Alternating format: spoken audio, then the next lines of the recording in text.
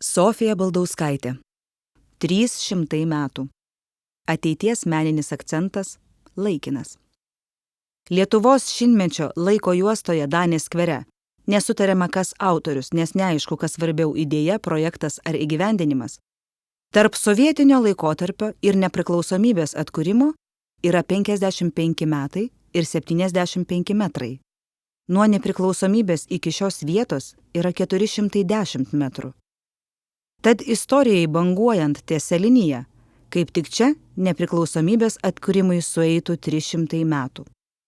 Šis būsimą istorinę jubiliejinę datą žymintis, visiems priimtinas, nes neišsišokantis, kažkur matytas, bet neaišku, kieno meninis akcentas, paremtas atstumo ir laiko santykių bei numatantis, kas bus ateityje, savo laiko nesulauks, nes yra laikinas.